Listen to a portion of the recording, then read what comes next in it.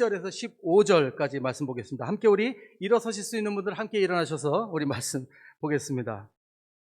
제가 먼저 첫 구절 읽으면 그 다음 구절 여러분들 받아서 읽으시면 감사하겠습니다. 요셉이 시종하는 자들 앞에서 그 정을 억제하지 못하여 소리질러 모든 사람을 자기에게서 물러가라 하고 그 형제들에게 자기를 알리니 그때에 그와 함께한 다른 사람이 없었더라. 요셉이 큰 소리로 우니 애굽 사람에게 들리며 바로의 궁중에 들리더라. 요셉이 그 형들에게 이르되 나는 요셉이라. 내 아버지께서 아직 살아계시니까 형들이 그 앞에서 놀라서 대답하지 못하더라. 요셉이 형들에게 이르되 내게로 가까이 오소서. 그들이 가까이 가니 이르되 나는 당신들의 아우 요셉이니 당신들이 애굽에 판 자라. 당신들이 나를 이곳에 팔았다고 해서 근심하지 마소서. 한탄하지 마소서. 하나님이 생명을 구원하시려고 나를 당신들보다 먼저 보내셨나이다. 이 땅에 2년 동안 흉년이 들었으나 아직 5년은 밭갈이도 못하고 추수도 못할지라. 하나님이 큰 구원으로 당신들의 생명을 보존하고 당신들의 후손을 세상에 두시려고 나를 당신들보다 먼저 보내셨나니 그런즉 나를 이리로 보낸 이는 당신들이 아니요 하나님이시라. 하나님이 나를 바로에게 아버지로 삼으시고 온 집 주로 삼으시며 애굽 온 땅의 통치자로 삼으셨나이다. 당신들은 속히 아버지께로 올라가서 아뢰기를 아버지의 아들 요셉의 말에 하나님이 나를 애굽 전국의 주로 세우셨으니 지체 말고 내게로 내려오사 아버지의 아들들과 아버지의 손자들과 아버지의 양과 소와 모든 소유가 고센 땅에 머물며 나와 가깝게 하소서. 흉년이 아직 5해가 있으니 내가 거기서 아버지를 봉양하리이다. 아버지와 아버지의 가족과 아버지께 속한 모든 사람에게 부족함이 없도록 하겠나이다 하더라고 전하소서. 당신들의 눈과 내 아우 베냐민의 눈이 보는 바 당신들에게 이 말을 하는 것은 내 입이라. 당신들은 내가 애굽에서 누리는 영화와 당신들이 본 모든 것을 다 내 아버지께 아뢰고 속히 모시고 내려오소서 하며 자기 아우 베냐민의 목을 안고 오니 베냐민도 요셉의 목을 안고 오니라. 함께 읽겠습니다. 요셉이 또 형들과 입맞추며 안고 오니 형들이 그제서야 요셉과 말하니라. 아멘. 감사합니다. 자리에 앉으시겠습니다. 네, 여러분들이 요셉 이야기 잘 아십니까? 네, 잘 아시죠? 네. 요셉이 형들에게 미움을 받아서 어릴 적에 미움을 받아서 그 형들이 그를 죽이려고 하다가 결국에는 노예로 팔죠. 노예로 팔고 아버지에게는 동물한테 잡아먹혔다. 이렇게 얘기를 합니다. 요셉은 그동안에 수많은 고생을 하죠. 예, 정말 말도 못하는 고생을 하고 억울하게 누명도 쓰고 감옥에도 가고 하지만 그 안에서 계속 하나님께서 그에게 꿈을 해석하는 그 능력을 주셔서 결국엔 그 능력을 통해서 바로에게 도움을 주는 사람이 되고 그리고 결국엔 예언을 주셔서 꿈을 통해서 그 7년의 흉년을 미리 준비하게 하셔서 다른 지역들은 다 가뭄이 있을 때 애굽은 곡식을 미리 모아놨다가 7년 동안 흉년에 풍성하게 이웃 국가에게도 나눠줄 수 있는 그런 애국 국가를 만들었기 때문에 총리로 세워지죠. 그러면서 거기서 이 형들이 요셉이 죽은 줄 알고 있다가 먹을 것을 가지러 여기 왔을 때 요셉이 결국에는 한참 여러 번 골탕을 먹이죠. 골탕 먹이고 장난을 치다가 결국엔 내가 당신들의 동생입니다 라고 고백을 하는 장면이 오늘 장면입니다. 이게 얼마나 감동적인지 모르겠어요. 저는 요즘 아무리 뭐 재밌는 드라마가 있다고 해도 이 장면처럼 이렇게 눈물 나고 정말 이렇게 감동적인 장면은 없는 것 같아요. 그 형들과의 그 뭐라고 할까요? 악연은 아니고 참 그런 인연을 통해서 형들에게 팔리고 타지에 가서 고생하다가 결국엔 다시 형들을 만나는데 그 모든 것들을 요셉이 용서하고 이렇게 품어주는 그런 이야기입니다. 그래서 저는 이 이야기가 참 아름다운 이유가 3가지가 있다고 생각이 들어요. 3가지 이유. 첫째는 이 이야기가 어떤 인간들의 이야기가 아니라 하나님의 섭리에 우리가 순복할 때 우리의 삶이 완성되는 이야기라고 저는 믿습니다. 그래서 이게 아름다운 것 같아요. 그러니까 저희들이 이 이야기를 생각할 때 이렇게 생각할 수 있잖아요. 요셉이 믿음으로 요셉이 하나님을 믿으니까 착해서 우리들의 이게 착각입니다. 이거 하나님을 믿으니까 착해서 형들을 용서해 줬다. 이렇게 생각해요. 근데 사실 그게 아니에요. 그게 아니죠. 사실 요셉은, 물론 요셉이 착하죠. 착하지만 그의 착함으로 형들을 용서한 게 아니라는 거 우리가 이해해야 돼요. 예, 왜냐하면 요셉은 자기 마음으로 형들을 용서한 거예요. 그러면 이거는 그 요셉의 수고죠. 요셉의 막 정말 헌신이죠. 근데 그게 아니라 요셉이 하나님께서 자기 삶을 통해서 이루고자 하시는 큰 그림을 본 거예요. 그걸 믿은 거죠. 그걸 받아들인 거죠. 받아들여서 이 일은 일어날 수밖에 없었다라고 하나님의 섭리를 순복하면서 이 형들을 용서했다는 거예요. 형들을 받아들인 거죠. 그래서 하나님이 이루어지신 그 한 삶의 그 여정에 대한 그것을 받아들이는 이야기이기 때문에 참 아름답습니다. 두 번째는 같은 얘기일지 모르겠지만 여기에서 주인공이 사람이 아니라는 거예요. 어떤 인간이 아니에요. 예, 우리들은 뭐 영화를 보거나 뭘 보거나 그러면 항상 사람의 주인공이 한 명 있죠. 그 사람이 대단하고 뭐 그 사람이 위대하고 아니면 그 사람이 너무 착하든지 뭐 그런 사람들의 여정을 보는 거 좋아하잖아요. 드라마 보면서. 근데 사실은 이게 사람의 얘기가 아니라는 겁니다. 주인공이 누구죠? 주인공이 하나님이에요, 사실은. 예. 이 이야기들의 주인공은 하나님입니다. 하나님이 계속 뒤에서 요셉을 돕는 거예요. 어렵고 힘든 일이 있을 때마다 능력을 주시고 은사를 주시고 꿈을 해석하게 하시고 참을성을 주시고 믿음을 주시고 그러면서 요셉으로 하여금 하나님을 신뢰하고 하나님 믿음으로 계속 마지막 순종해서 나갈 수 있도록 도우시는 하나님의 얘기입니다. 그래서 인본주의적 얘기가 아니에요. 이거는 신학적인 얘기입니다. 그래서 아름다운 거예요. 하나님의 역사가 그려져 있다는 거죠. 그래서 우리가 이 이야기를 아름답게 볼 수 있는 겁니다. 마지막 세 번째는 이 이야기는요, 역사적으로 볼 때 하나님께서 처음으로 이스라엘 백성들을 다른 나라로 가게 하셔서 굶주림을 피하게 하시는 하나님의 구원의 이야기입니다. 한번 보세요. 그렇잖아요? 이스라엘 백성들만 그때 그 가뭄이 있었던 게 아니에요. 그 지역에, 온 중동 지역에 다 가뭄이 있었대요. 다른 나라도 다 먹을 게 없어서 전부 애굽 땅으로 갔던 거예요. 왜? 애굽에서는 요셉이 하나님이 주신 꿈을 꿨잖아요. 7년 동안 있을 재앙, 그 가뭄, 그걸 미리 예언을 했잖아요. 그래서 7년 동안 남는 곡식들을 쫙 모아서 그 다음 7년 그 기근을 갖다가 준비하게 했잖아요. 그래서 요셉이 지금 총리가 된 거잖아요. 그래서 이 애굽 땅에만 지금 먹을 것이 있어서 다른 나라에 다 도움을 받아야 되는 상황이었다고요. 근데 이스라엘 백성들이 와서 누구를 통해서 도움받습니까? 요셉을 통해서 도움을 받잖아요. 이 구원을 위해서 요셉을 미리 거기에 심어 놓으신 하나님의 구원의 사역의 이야기라는 거죠. 이게 중요한 겁니다. 자, 그럼 보면은 우리가 이 이야기를 볼 때 감동을 언제 하냐면 우리가 드라마나 영화를 볼 때 감동을 언제 하냐면 공감을 할 때 감동해요. 예, 공감할 때. 아휴, 불쌍해라. 아휴, 얼마나 마음이 아플까? 얼마나 힘들까? 우리는 주인공들 보면서 공감을 한단 말이에요. 근데 우리가 이 이야기를 보면서 그렇게 공감을 해요. 아휴, 요셉이 얼마나 고생이 많았을까? 얼마나 힘들었을까? 물론 그렇죠. 예, 얼마나 억울했을까?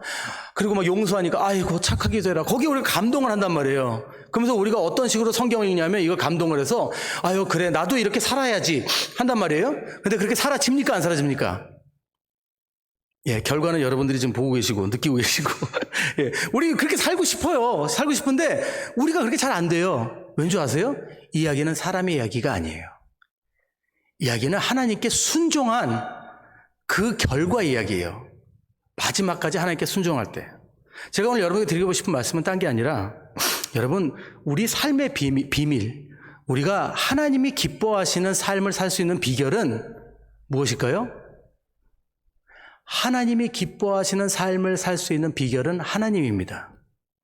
이해하시겠어요? 예. 우리의 힘으로, 우리의 의지로, 우리의 노력으로 우리는 하나님의 선한 삶을 살 수 없어요. 우리는 그런 사람들이 아닙니다. 그렇게 못합니다. 짧은 순간은 우리가 할 수 있어요. 근데 여러분 누가 그런 얘기 하더라고요. 군대 다녀와서 군대에서 배운 대로 사는 사람 없다고. 그거 똑같아요. 우리는 그 순간 좋은 책을 읽을 때 그때 가슴이 따뜻하죠. 예. 근데 그렇게 계속 가슴이 따뜻하면 어떻게 해야 돼요? 계속 좋은 책을 읽어야 돼요. 근데 조건이 하나 있어요. 점점 더 좋은 책을 읽어야 돼요. 왜? 강도가 심해지니까. 요즘 여러분 연속곡들이 왜 이렇게 반전에 심한 줄 아세요? 이제 웬만한 반전에 사람들이 안 놀래서 그래요. 그건 재미가 없어요. 예. 우리는 그렇게 연약해요. 자꾸 뭔가 새로운 게 나와야. 근데 그것도 금방 질려. 적응해버려요. 우리 마찬가지입니다. 좋은 말씀 읽고 착하게 살 수 있을 것 같아요. 근데 우린 그렇지 않아요. 우리에게 필요한 건 하나님입니다. 하나님을 신뢰하고 마지막까지 하나님 앞에 나가는 게 제일 중요한 거죠. 자, 오늘 본문 핵심을 정리하기 전에 우리들이 고난에 대해서 가지고 있는 생각을 좀 정리를 해봐야 됩니다. 자, 요셉은 어마어마한 고난을 받았는데 그 가운데서 어떻게 하나님을 생각할 수 있었나? 이 비밀이죠. 근데 예수님이 요한복음 16장 33절에 이렇게 말씀하셨습니다. 이것을 너희에게 이름은 너희로 내 안에서 평안을 누리게 하려 함이라. 세상에서는 너희가 환난을 당하나 담대하라. 내가 세상을 이기었노라 하시니라. 근데 여기 말씀이 이상해요. 왜냐하면 여기 뭐라고 하시냐면 내가 너희에게 이름은 너희로 내 안에서 평안을 누리게 하려 함이라. 그러니까 우리가 평안을 얻게 하기를 원하신대요. 우리가 평안을 누리게 하기를 원하신대요. 그죠? 분명히 우리가 평안 주신다고 약속하셨어요. 여기. 그죠? 평안을 누리기 위해서 이것을 너에게 가르쳐 준다 이렇게 말씀하셨어요. 근데 뭐라고 뒤에 말씀하세요? 세상에서는 너희가 환난을 당하나 담대하라. 결국에 뭐예요? 환난 당한다는 얘기예요? 안 당한다는 얘기예요? 당한다는 얘기예요. 당한다는데 어떻게 하라고요? 담대하라. 자, 평안을 누리길 원한다면서요. 하나님께서 우리가 평안을 누리길 원하는데 환난을 피하게 해주시는 게 아니에요. 우리는 평안을 누리지만 언제 평안을 누린다고요? 환난을 당할 때 우리가 담대하면, 그게 주님을 향한 믿음으로 우리가 담대하면, 환난을 피하는 게 하나님의 계획이 아니에요. 하나님의 계획은 우리가 환난 가운데서도 평안할 수 있는 게 하나님의 계획이에요. 이게 신앙의 우리가 마지막이라는 거예요. 담대하라고 하는 부분은 내가 여기 오늘 말씀하는 거, 나에게 평안을 주겠다는 얘기하고는 조금 다릅니다. 여러분, 가나안 땅을 하나님께서 이스라엘 백성들에게 주실 때 가나안 땅을 약속했다고 우리가 자꾸 이렇게 배우잖아요. 근데 여러분 보세요. 가나안 땅에 들어가니까 가나안 땅이 그 사람들 거였습니까? 여러분 성경 읽어보시면 아시잖아요. 가나안 땅 딱 들어가니까 뭐가 있어요? 거기 가나안 지역에 그냥 거인들이 살고 있어. 자기네보다 더 큰 덩치 큰 사람들이. 그리고 그 사람들이 이미 거기 살고 있단 말이에요. 근데 무슨 가나안 땅을 우리한테 준다고 그랬는데 어떻게 했어요? 가나안 땅을 가서 정복을 했어야 돼요. 아니, 하나님 주신다고 했어요. 하나님이 약속한 건 뭐예요? 하나님이 약속한 건 승리예요. 이해하시겠습니까? 가나안 땅을 거저 주는 게 하나님의 계획이 아니에요. 우리는 가서 싸우고 이겨서 정복해야 돼요. 그 승리를 하나님이 약속하신 거예요. 우리한테는 아직도 전쟁이 있어요. 우리한테 영적 전쟁이 지금도 있어야 된단 말이에요.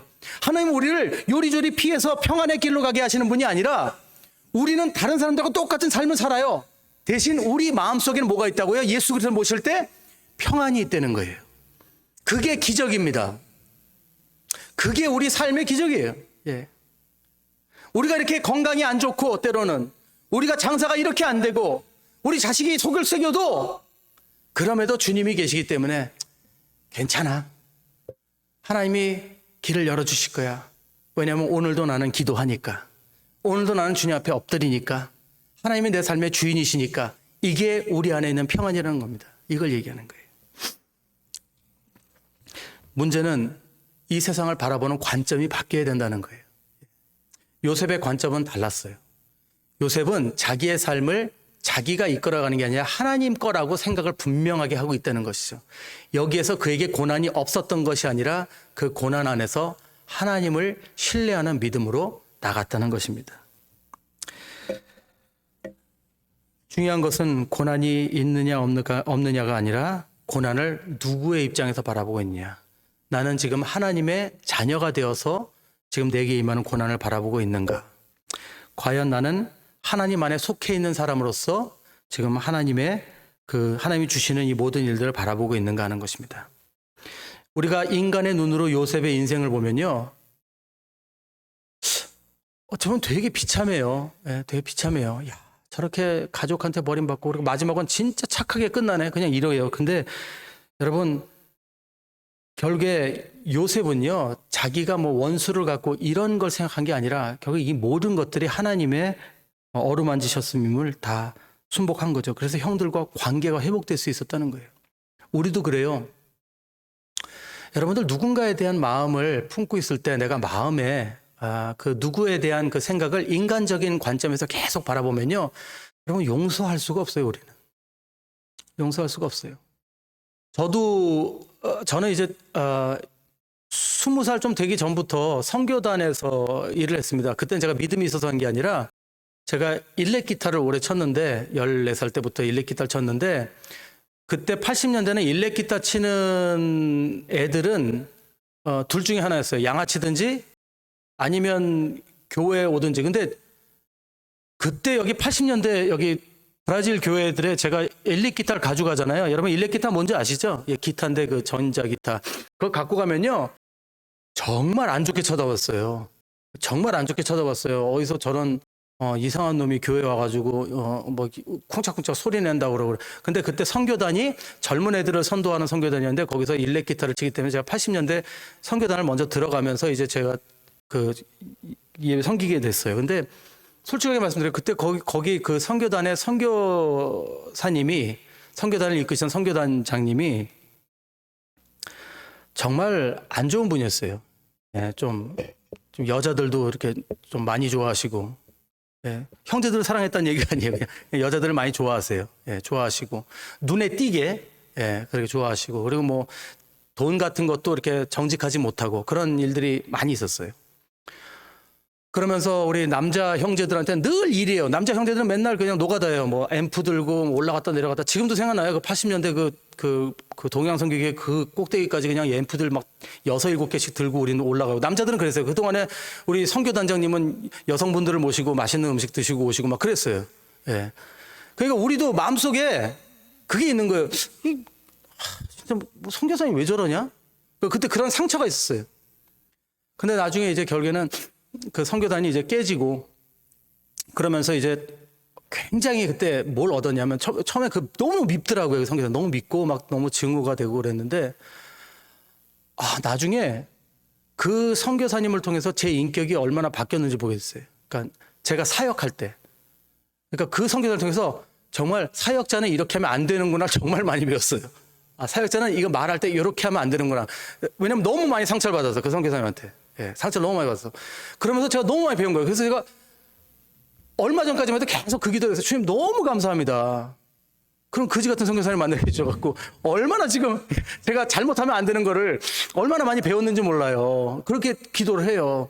여러분 제가 그분을 욕하려고 그런 게 아니라 그분이 지금 이제 많이 이제 좋아지셨겠죠. 근데 그렇게 믿습니다. 근데 여러분 우리 삶 가운데요 때로는 악연인 같은 이 만남들이 있어요. 그렇죠? 예. 근데 그 만남들이 다 우리에게 부정적인 것만 갖고 올까요? 그거는 아니라고 믿어요. 때로는 그런 것들 통해서 우리가 좀 고통을 받지만 또 그런 일들을 통해서 더 성숙해지고 때로는 내가 보지 못한 내 안에 어떤 것들, 내 안에 내가 버렸어야 하는 것들을 그런 만남들을 통해서 깨부수게 만들고 예. 정말 하나님이 우리 각자에게 일하시는 건 이제 정말 미스테리예요. 그걸 우리가 믿어야 돼요. 예. 근데 그 큰 그림을 보고 나니까 지금도 그분을 생각하면 이제 밉지가 않아요. 하나님이 보내신 분이야, 그분도. 뭘 위해서? 나를 교육하시기 위해서. 예. 여러분들 우리 안에 만남 가운데요. 정말 짜증나는 만남이 있어요. 그래요. 맞아요. 알아요. 여러분들 인간적으로 볼 땐 그래요. 근데 그걸 큰 그림으로 관점으로 바라볼 때 하나님의 섭리가 있었다는 것을 우리가 이해할 때 그때부터 우리 마음에 용서가 시작되는 거예요. 왜? 이게 내가 용서할 일이 아니었구나라는 걸 알게 되니까 이게 하나님이 나를 사랑하셔서 이게 나를 훈련시키시려고 또 내 안에 내가 보지 못하는 것들을 보여주시려고 이런 만남을 주셨구나 그런 거죠.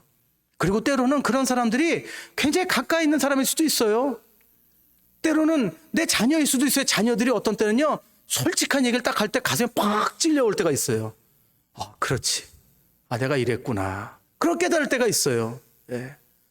하나님께서 어떤 때는 아픈 만남이지만 그걸 통해서도 하나님이 큰 그림을 가지고 우리를 관리하시고 계신다는 거, 우리를 보살피고 계신다는 거 여러분 믿으시기 바랍니다. 그 안에서 우리가 배워야 되고 그 안에서 우리가 감사해야 된다는 거죠.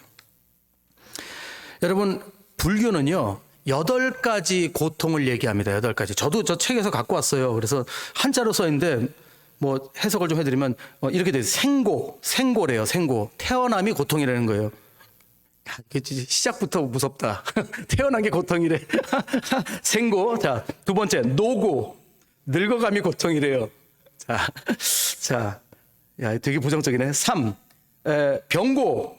몸 아픔이 고통이래요. 예, 그리고 사고. 예, 죽어감이 고통. 그리고 애별리고 사랑하는 사람이나 좋아하는 것들과 헤어지는 고통이래요. 그리고 원중회고 미워하는 사람이나 싫어하는 것들과 부딪히는 고통. 그리고 구부듣고 아이고 힘들다. 구부듣고 구하고자 하나 적게 얻거나 전혀 얻지 못하는 고통. 아 이것도 고통이야? 아 내가 원하는데 그걸 못 얻는 거 그것도 고통이래요. 자, 오온성고 8번째. 정신 수양을 못하고 물질만 쫓는 고통이 돼서 8가지 고통이 되는 8가지. 불교에서 재밌죠? 그래서 불교는 인간이 이런 고통에서 벗어나려고 결국엔 재물 욕심 그리고 명예 욕심을 가졌는데 이것이 헛된 노력이다라고 정의하고 있다는 거예요. 자, 그러면 불교는 어떻게 해결책을 제시할까요? 불교의 해결책은 뭐죠? 여러분 잘 알고 계시죠? 불교는 뭐예요? 해결책이? 뭐긴 뭐예요? 수양이지 수양. 그래서 수양을 해서 뭐를 없애는 거예요? 욕심. 세상의 모든 욕심을 내려놓으면서 고통의 삶에서 자유할 수 있다고 가르칩니다. 근데 불교는 사실 반칙을 해요. 무슨 반칙을 하죠? 그 욕심을 없애려고 산으로 들어가요. 산으로 들어가면 나도 착해질 수 있어. 기도원 가면 나도 착해지더라고요. 왜? 보는 게 없거든. 그냥 하루 종일 기도만 하고 하나님 말씀 드리니까 별로 뭐 부딪힐 게 없으니까. 여러분 가능할까요? 안 가능할까요? 뭐 당연히 아시죠. 답은. 자, 그러면 이 시대, 예수님 시대의 헬라, 그러니까 그리스죠. 그리스의 철학은 이 고통을 어떻게 정의했을까요? 그리스의 철학은 3가지로 정의했답니다. 첫째는 실존적 불안. 그러니까 존재의 불안정성과 그 소외됨을 얘기합니다. 그 다음에 2번째는 천재지변 아니면 질병이래요. 천재지변 아니면 질병. 그리고 그건 우리 힘으로 할 수 없는 거 자연현상이죠. 3번째 고통은 도덕적 악이랍니다. 도덕적 악. 정의롭지 못한 인간관계 가운데 일어나는 거예요. 그래서 3가지를 고통으로 둬요. 그래서 동양의 불교가 어떤 그 인간 자신의 어리석음에서 근원된 것이라면 그렇게 본다면 서양의 헬라 이렇게 철학은요 외부 환경을 통해서 오는 고통을 많이 얘기합니다. 근데 어떻게 보면 이게 다 정리가 된 거죠. 이게 다 고통을 얘기하는 건데 문제는 뭐냐면 헬라 철학이나 불교나 이 고통의 근원을 정확히 몰라요, 사실은. 그래서 불교는 자꾸 수양하라고 그러고 헬라는 이런 일들을 피해야 되는 것처럼 얘기를 해요. 그럼 성경은 고통과 고난을 어떻게 정의하죠? 간단하죠. 성경은 모든 인간이 환난과 고통 가운데 살다가 죽음으로 생을 마치는 것을 2가지 원인이라고 그러는데 하나는 우리가 선악을 알게 하는 나무, 선악과를 먹음으로 아담과 이브가 그 범죄함으로 인해서 각자가 독자적인 선악에 대한 선악관을 갖게 됐다는 거예요. 그래서 어떻게 되죠? 하나님과도 소외되고 인간과도 소외되는 그런 외로운 상태에 있다는 거예요. 자, 나는 왜 이렇게 외롭죠? 하고 생각하시는 분들은 우리가 선악과 생각하게 되는데 지금 우리가 외로운 이유는 이렇습니다. 아, 저는 결혼했는데도 왜 외롭죠? 그것도 그래요. 각자 우리는 같이 살지만 그래도 외로워요. 그럼 뭐 어쩔 수 없어요. 우리 다 그렇게 살아요. 자, 혹시 결혼하시려고 그런 분들인데 내가 괜히 그거 하는 건 아닌가 모르겠다. 자, 2번째로는 우리가 에덴에서 추방되면서 하나님으로부터 2가지 형벌을 받기 때문이에요. 그죠? 뭐죠? 죽음의 형벌이 있고 그 2번째는 우리가 삶을 살기 위해서는 굉장히 노력을 해야 돼요. 땀을 흘려야 되고 고생을 해야 되죠. 그러니까 고난이 있다는 거예요. 그 형벌 때문이라는 거예요. 그래서 불교와 헬라 철학이 이 고난에 대해서 정리는 해놨는데 그래서 원인을 잘 몰라요. 우리는 원인 알아요. 원인은 뭐 때문이죠? 그러니까 우리가 성경적으로 바른 진리는 뭐죠? 우리 죄 때문이에요. 원죄 때문에. 원죄를 통해서 우리가 벌 받고 원죄를 통해서 하나님과 소외된 것, 사람들과 소외된 것, 사람들과 관계할 수가 없어요. 우리는 우리 안에 각자 갖고 있는 선악관이 다르기 때문에 이게 가장 중요한 우리가 알아야 되는 우리의 고난의 이유라는 거예요. 근데 왜 이게 중요하냐? 여러분 지금 코로나 사태 우리가 가운데 있잖아요. 예를 하나 들자면 여러분 코로나 사태 가운데 지금 아직도 조사하고 있는 게 뭐죠? 지금 조사를 잘 못하고 있지만 코로나가 어디서 시작됐는지 그 발원지를 찾아야 되잖아요. 그렇잖아요. 물론 우리가 뭐 중국 그런 건 알고 있지만 중국에서 아니라고 자꾸 우기고 오피셜리는 아직도 밝혀지지 않았다고 하잖아요. 그거 믿을 사람은 지금 없지만. 근데 왜 그게 중요합니까? 그 발원지가 어딘지 알아야 이 균에 대해서 더 많은 것을 발견할 수 있는 거잖아요. 그리고 균에 대해서 더 많은 걸 알아야 그래야 이 병을 이길 수 있는 방법을 우리가 더 빨리 알 수 있는 거죠. 중요한 거는 문제를 파악하는 거 중요하지만 발원지가 중요해요. 우리의 고난의 발원지가 어디라고요? 에덴 동산이었어요. 원죄였어요. 그러니까 우리가 고통받는 거는 죄 때문이라는 것을 우리가 인정하고 알아야 된다는 겁니다. 이걸 아는 게 되게 중요해요. 왜? 많은 그리스도인들이 이거를 잊어버려요. 모르는 게 아닌데. 걔네가 고통받는 게 그냥 내가 운이 없어서 그렇고 내가 뭘 잘못해서 그렇고 이렇게 생각해요. 아니에요. 우리 모든 다 고통받아요. 예. SNS나 페이스북 보면 다 웃으면서 사진 찍고 있지만 뒤에는 다 고통받고 있어요, 사실은. 예. 여러분, 얼마나 우리가 겉으로는 안 그런 척 하지만 다 힘들고 외로워요. 우리 모두가. 그래서 인터넷 열심히 하는 거예요. 그래서. 외로워서. 안 그런 척 하려고. 예. 여러분, 우리는요, 그걸 잘 알아야 됩니다. 여러분 보세요. 이 세상이 고통의 근원을 모르기 때문에 자꾸 불교적 생각, 그리고 헬라적 생각, 철학적 생각 가지고 자꾸 이 고통을 해결하려는 그런 노력을 하죠. 그래서 성경적인 고통의 의미를 잘 안 받아들여요. 그러다 보니까 인간의 수고가 뭘로 나타나죠? 윤리와 도덕, 예, 법 체제를 더 강하게 만듭니다. 그렇죠? 세상에 막 법 체제를 만들고 윤리와 도덕적으로 이렇게 살아야 된다 막 가르치면서 그렇게 살기를 막 강요하잖아요. 그러면 서로 이제 행복하고 고통이 없을 것이다. 근데 그게 없어집니까? 안 없어집니까? 안 없어지죠. 다른 종교를 막 찾아가서 막 수련도 해보고 막 과학 기술을 막 발전시켜서 어떻게든지 막 오래 살려고 그래요. 요즘 뭐 좀 있으면 뭐 사람들이 뭐 200살 사는 거 어렵지 않다면서요. 의학이 발달돼서 200살 살면 뭐예요? 인생이 고통인데. 예? 벽에 칠할 때까지 사서 뭐예요? 예? 삶 가운데 하나님이 주시는 기쁨을 맛보지 못하는데 그게 무슨 의미가 있어요? 여러분, 인간의 욕심과 죄성 때문에 이렇게 우리가 고통받고 있다는 걸 우리가 파악하지 못하는데 뭐가 달라집니까? 선진국이 되고 여러분 잘 살면 한번 보세요. 잘 사는 나라들. 잘 사는 나라에서 제일 증가하고 있는 게 뭐죠? 우울증 환자들하고 자살률이에요. 이거 과학적으로 설명할 수 있어요? 없어요? 나라가 잘 사는데 왜 사람들이 우울증 걸리고 왜 자살할까요? 외로워서 그래요. 내 안의 죄 때문에 그래요. 세상은 발전하는데 사람들이 자꾸 범죄는 더 잔인해지잖아요. 그렇지 않아요? 아니 이렇게 세상이 발전하고 있는데 사람들이 정말 묻지마 범죄가 어마어마하게 많죠 지금. 이게 왜 이렇습니까?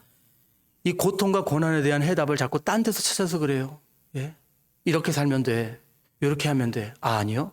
우리는 하나님 앞에 죄를 회개하고 이 죄를 회복해야 돼요. 죄에서. 그렇지 않으면 우리는 문제가 해결되지 않아요. 전도서 1장 1절에서 11절까지 제가 다 읽지 않겠지만 분명히 말씀하죠. 다윗의 아들 예루살렘 왕 전도자의 말씀에 솔로몬이 쓴 거잖아요. 전도자가 이르되 헛되고 헛되며 헛되고 헛되니 모든 것이 헛되도다. 해 아래서 수고하는 모든 수고가 사람에게 무엇이 유익한가? 한 세대는 가고 한 세대는 오되 땅은 영원히 있도다. 해는 뜨고 해는 지되 그 떴던 곳으로 빨리 돌아가고 바람은 남으로 불다가 북으로 돌아가며 이리 돌며 저리 돌아 바람은 그 불던 곳으로 돌아가고 모든 강물은 다 바다로 흐르되 바다를 채우지 못하며 강물은 어느 곳으로 흐르든지 그리로 연하여 흐르느니라. 모든 만물이 피곤하다는 것을 사람이 말로 다 말할 수는 없나니 눈은 보아도 족함이 없고 귀는 들어도 가득 차지 아니하도다. 이미 있던 것이 후에 다시 있겠고 이미 한 일을 후에 다시 할지라. 해 아래 새 것이 없나니 무엇을 가리켜 이르기를 보라 이것이 새 것이라 할 것이 있으랴. 예. 솔로몬은 많은 걸 가진 거 아시죠? 지혜도 가졌고 그럼에도 인생을 뭐라고 그럽니까? 고난이라는 거예요. 고통과 고난의 반복이라는 겁니다. 성경에는 환난과 고통으로 해방될 수 있다는 약속이 분명하게 있습니다. 먼저 구약을 한번 볼까요? 구약을 보면 하나님은요 이스라엘에게 이렇게 말씀하십니다. 공의와 정의를 행하며 사는 것 그것이 너희들이 환난과 고통에서 벗어나는 길이다 이렇게 말씀하세요. 제가 이사야 32장 1절에서 8절까지 읽어볼게요. 보라 장차 한 왕이 공의로 통치할 것이요 방백들이 정의로 다스릴 것이며 또 그 사람은 광풍을 피하는 곳 폭우를 가리키는 곳 같을 것이며 마른 땅에 냇물 같을 것이며 곤비한 땅에 큰 바위 그늘 같으리니 보는 자의 눈이 감기지 아니할 것이요 듣는 자가 귀를 기울일 것이며 조급한 자의 마음이 지식을 깨닫고 어눌한 자의 혀가 민첩하여 말을 분명히 할 것이라. 어리석은 자를 다시 존귀하다 부르지 아니하겠고 우둔한 자를 다시 존귀한 자라 말하지 아니하리니 이는 어리석은 자는 어리석은 것을 말하며 그 마음에 불의를 품어 간사를 행하며 패역한 말로 여호와를 다스리며 줄인 자의 속을 비게 하며 목마른 자에게서 마실 것이 없어지게 하며 악한 자는 그 그릇이 악하여 악한 계획을 세워 거짓말로 가련한 자를 멸하며 가련한 자가 말을 바르게 할지라도 그리 함이거니와 존귀한 자는 존귀한 일을 계획하나니 그는 항상 존귀한 일에 서리라. 결국 하나님의 공의와 정의를 행하는 것이 우리가 고통에서 벗어나는 것이래요. 우리가 아무리 노력해도 거짓말을 하지 않으려고 애써도 우리는 거짓말 할 것이고 그 가운데서도 우리는 고통 가운데 살 거라는 거예요. 가장 중요한 것은 우리가 하나님의 공의 으로 우리가 돌아가는 겁니다. 그럼 여기서 오해해요. 아, 하나님의 공의와 정의를 우리가 행하면 되는구나. 그러면 그 말씀대로 우리가 열심히 살면 되구나 이렇게 생각하는데 여러분 구약의 핵심은요. 나에게 돌아오랍니다. 하나님께 돌아오라. 근데 하나님께 돌아오라는 그 말씀의 의미를 잘 알아야 돼요. 여러분 하나님께 돌아오라는 하나님께 돌아오면 하나님이 너희들을 지켜주신다. 하나님이 너희들을 돌보아 주신다. 그런 말씀이 아닙니다. 하나님이 말씀하시는 건 뭐냐면 하나님께 돌아오라는 말씀은 하나님의 법 체제 안에 들어오라는 거예요. 이 얘기예요. 그러니까 하나님의 율법의 세계로 들어오라는 겁니다. 하나님의 원칙으로 들어오는 거예요. 하나님의 옳고 그름 안에 들어오라는 거예요. 인간의 옳고 그름에 들어가지 말고 인간의 도덕성, 인간의 법 체제 이쪽으로 들어가지 말고 하나님의 법의 세계로 들어오라는 거예요. 그게 뭐 율법을 얘기하는 거예요. 하나님의 법이 뭐죠? 구약에서는 율법이지만 지금 뭐예요? 우리는 십자가의 은혜, 예수 그리스도의 은혜 가운데 우리가 사는 게 하나님의 법이에요. 예. 예수 그리스도께 돌아오는 거, 실수하고 좌절될 때마다 예수 그리스도 앞에 돌아오는 거, 십자가 앞에 엎드리는 거, 주님 앞에 고백하는 거, 회개하는 거, 매일매일 하나님 앞에 고하는 거, 그게 우리가 하나님 안에 돌아오는 겁니다. 그 안에서 이미 우리는 공의와 정의로 가는 길로 가고 있다는 걸 우리가 기억해야 된다는 겁니다. 오늘 요셉의 이야기도 마찬가지입니다. 우리가 요셉을 복잡하게 생각할 거 없어요. 요셉은 자기가 당한 것들, 이런 것들을 두고, 아이고, 내가 이제 용서해야지. 하나님의 사랑으로 자비를 베풀. 절대 이게 아니에요. 교회 문제가 그거예요. 교회는 자꾸 뭘 생각하냐면, 목사님이 이렇게 얘기했으니까 나도 이번 주에 이렇게 가서 착하게 살아야지. 그게 아니에요. 우리는 지금 다른 세상을 살고 있다는 걸 알아야 되는 거예요. 아, 지금 내 삶에 일어나는 것들이 이게 하나님의 계획이지. 내가 지금 하나님 안에 속해 있지. 이걸 깨달아야 된다는 거예요. 아, 오늘 뭐 이래가지고 차를 박았어. 하나님이 무슨 다른 계획이 있으시겠지. 전에 한번 퍼스트 이거스에서 찬양 인도를 해달라고 그래서 찬양 인도를 하러 갔는데 찬양 인도할 모든 자료와 가방이 홀라당 날아가 버렸어요. 왜? 제 가방이 고이아스로 갔어요. 일주일 수련회인데 제가 찬양 인도하고 거기서 강의해야 되는데 제 강의하고 뭐 이게 다 고야스로 가서 가방이. 문제는 옷도 하나도 없어요. 그래서 포스트 이과스에서 남의 옷 빌려 입으면서 일주일 동안 강의했어요. 생각나는 대로. 예. 근데 그때 제가 주님, 나 하나님 사역하려고 그러는데 가방을 그쪽으로 보내시면 어떡해요? 그랬더니 하나님이 내가 다 이런 이유가 있어. 근데 가만히 보니까 제가 늘 찬양 인도를 악보를 보면서 하고 뭐 강의를 꼭 그걸 보면서 그때 강의로는 아무것도 없어가지고 진짜 제가 혼자 다시 공부해야 되더라고요. 근데 그 이후로 머릿속에 강의론이 팍 박혀버렸어요. 이제 강의론 안 들고 다녀야 돼요. 강의할 게 머릿속에 딱 있어요.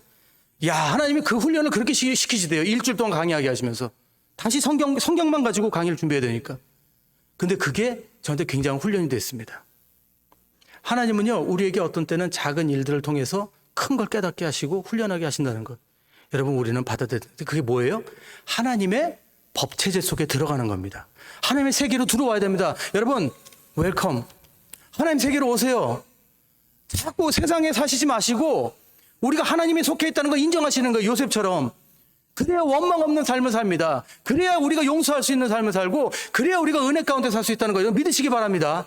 예. 안 그러면 다 원망할 거예요. 내가 어쩌다 이런 사람을 만나가지고 죄송합니다. 내가 어쩌다 이 교회를 다녀가지고 죄송합니다. 예. 여러분 그렇게 된다는 거예요. 예? 다 원망거리잖아요. 저 사람 안 봤으면 좋겠고 아니요. 그분이 계시기에 제가 살아있는 겁니다. 그분이 계시기에 제가 깨닫는 거예요. 그분이 계시기에 제가 인격을 훈련하고 단련하는 겁니다. 하나님의 계획은 완벽하시다는 거 믿으시기 바랍니다. 여러분, 법체제에 들어가야 됩니다. 하나님의 세계에 들어가시는 저와 여러분들 좀 믿습니다. 마지막으로 정리하고 마칠게요. 욥기 33장을 보면은 이런 삶의 고난에 대해서 분명히 세 가지를 얘기합니다. 그건 뭐냐면 첫째는 33장 나중에 읽어보세요. 욥기 33장. 거기 뭐라고 말씀하시면 영혼을 각성시켜 하나님의 음성을 듣도록 하고자 함이라 이렇게 돼 있어요. 기가 막히잖아요. 예. 우리 영혼을 각성시키기 위해서 우리에게 고난이 온다는 거예요. 하나님이 고난을 주신다는 거예요. 우리의 영혼을 각성시키기 위해서. 욥기 33장입니다. 나중에 찾아보세요.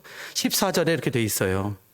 그러면서 뭐라고 돼 있냐면 14절에 하나님이 연거푸 말씀을 하신대요. 계속 반복해서 우리에게 말씀해 주신대요. 근데 뭐라고 돼 있어요?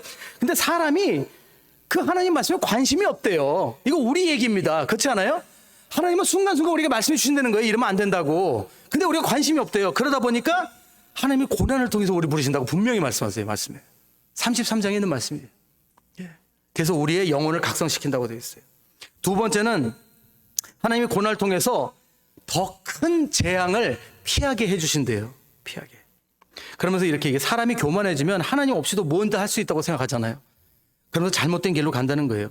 그래서 사람들을 무시한다는 거예요. 근데 이런 사람들을 방치하게 되면 나중에 큰 재앙을 받는다는 거죠.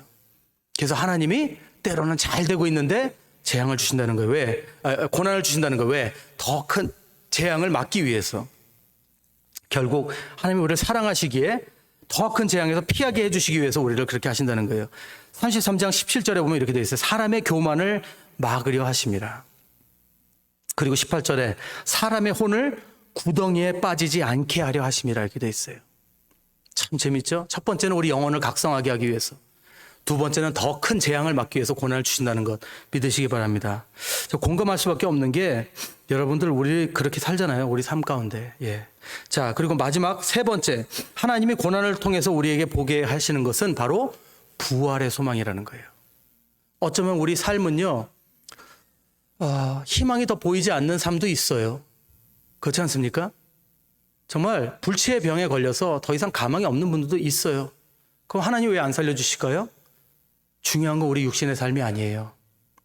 하나님이 우리에게 원하시는 것은 예수 그리스도를 바라보고 부활의 소망을 품게 하기 위함이라는 거예요. 때로는 절대 낫지 않는 병이 있어요. 저도 그렇잖아요. 예, 절대 낫지 않아요. 예. 근데 하나님이 이것을 주신 이유는 저로 하여금 예수 그리스도의 희망을 갖게 하기 위해서. 우리의 삶은 이 안에서 끝나지 않는다는 것을 깨닫게 하기 위해서. 때로는 우리가 나이 들면서 되게 섭섭한 게 많아져요. 그렇지 않아요? 나이 들면서. 예. 그러면 사실 주님을 바라보면 아직 영생이 있는데 뭐. 예. 또 하나님이 또 나를 통해서 또 귀하게 또 많은 것들을 나누게 해주시겠지. 그 예수 그리스도 안에 우리가 부활의 소망이 있다는 거예요. 욥기 33장 23절에서 28절 보면 이렇게 돼 있어요. 고난당했던 성도가 구덩이에서 건짐을 받고 피부가 청년처럼 부드러워진다고 돼 있어요. 그리고 생명의 빛을 보게 된다고. 이게 뭡니까? 예수 그리스도의 부활이에요. 예수 그리스도 안에 부활이에요. 예수 그리스도 통해 우리가 새롭게 되는 걸 얘기하는 거예요. 우리의 겉은 날마다 쇠퇴해가지만 우리의 속은 날마다 하나님 안에서 살아나는 겁니다. 이걸 얘기하는, 욥기에서 이걸 벌써 얘기하고 있어요. 이 세 가지입니다. 사랑하는 여러분, 고난을 우리는 기뻐할 수는 없어요. 우린 그런 사람들이 아니에요. 하지만 고난의 이유는 분명히 알아야 됩니다. 우리가 이 세상에 살지만 우리는 하나님 체제 안에 사는 사람들이 되어야 됨을 여러분 기억하시기 바랍니다.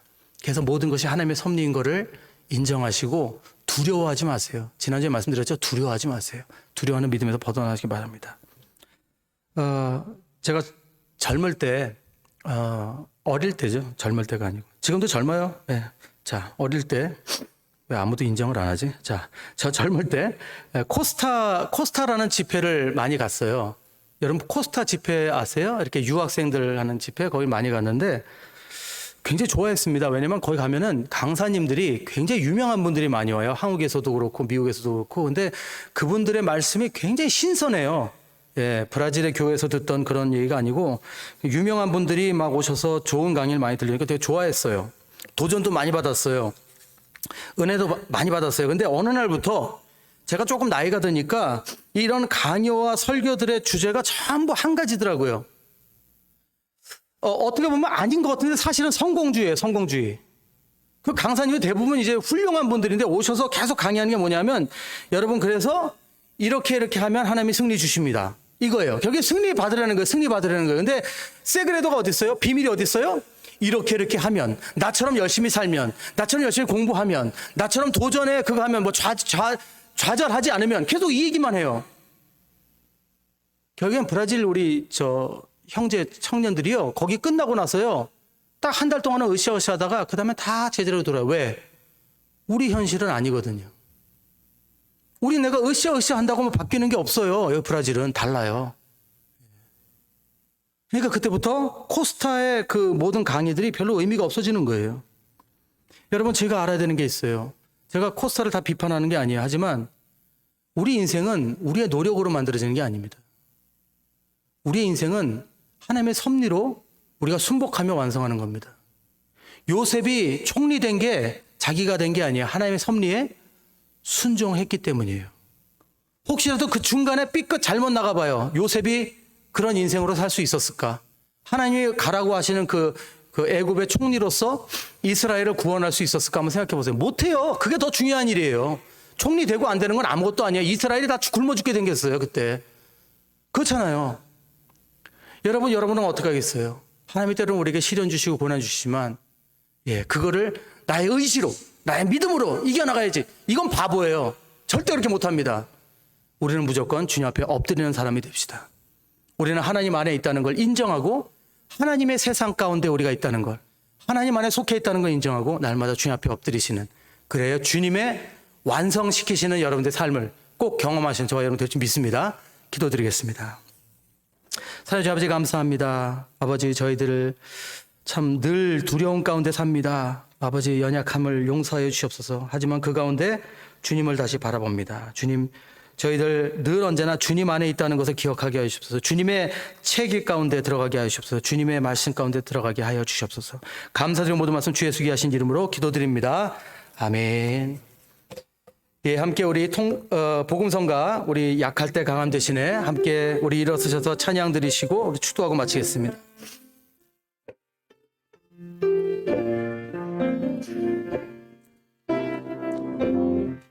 조금 빨리 할게요. 약할 때 강함 대신에 나의 보배가 되신 주 나의 모든 것, 주 안에 있는 보물을 나는 포기할 수 없네. 주 나의 모든 것. 아멘. 예수 어린 양, 예수 어린 양, 존귀한 이름, 예수 어린 양, 존귀한 이름. 십자가 죄 사하셨네. 십자가 죄 사하셨네. 주님의 이름 찬양해. 주 나의 모든 것. 쓰러진 나를 세우고 나의 빈잔을 채우네. 주 나의 모든 것. 예수 어린 양, 예수 어린 양, 존귀한 이름, 예수 어린 양, 존귀한 이름. 아멘. 이제는 우리 주 예수 그리스도의 한량없는 은혜와 하나님 아버지의 크고 놀라우신 사랑하심과 성령님의 감화 감동하심과 역사하심이 날마다 하나님 법체계 안에서 하나님의 섭리를 받아들이고 순종하며 살아가는 우리 모든 성도님들 위해, 사역 위에, 사업터 위에, 자녀들 위에, 가정 위에, 교회 위에 지금부터 영원토록 함께 있을지어다. 아멘.